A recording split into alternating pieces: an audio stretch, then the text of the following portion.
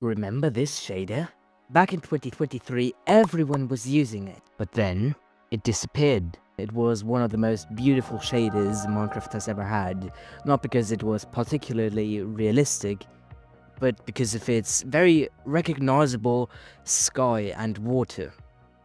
So I used to have a terrible PC. It couldn't run this shader very well.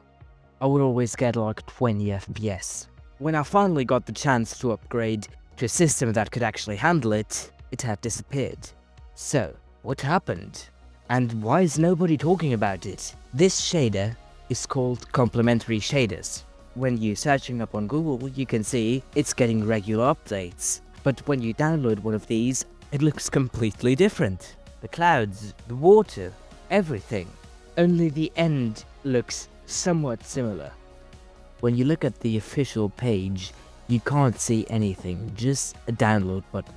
But when you look at the changelog, you can see that it kinda stops at version 5.0. When you look at those old videos, you can see that all of them were using a version like Complementary 3 or 4, with the latest being Complementary 4.7.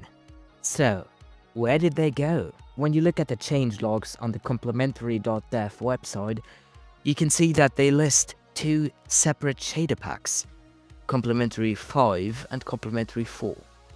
When you click on Complementary 4, you see the most recent version is 4.7.2.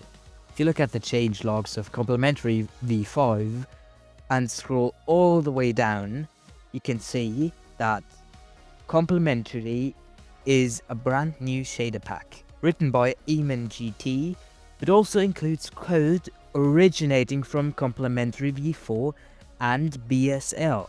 So it's a completely separate shader pack that just uses some code from Complementary v4. So the developer decided to completely abandon Complementary Shaders v4 for a new shader pack that just includes some code from Complementary. So you can still use the old Complementary v4 versions in the most recent version of Minecraft. The only problem is everything newer than 1.20 won't be shaded at all. But in my opinion, the bigger problem with the old Complementary is that it was kinda blurry, actually. But there's an easy fix for that.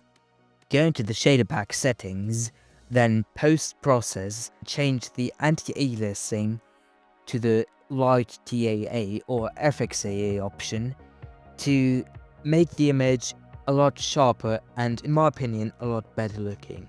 Here's a quick side-by-side comparison. You can see the new version, Complementary v5, does look more realistic, but it looks so much less vibrant and it isn't very recognizable. They just give off two completely different vibes. It's quite sad that the old shader got discontinued, but at least we can still use the old versions. I personally prefer the old one, and I'm gonna use it from now on. I think that about wraps it up for today. If you liked it, like the video. If you didn't, feel free to dislike.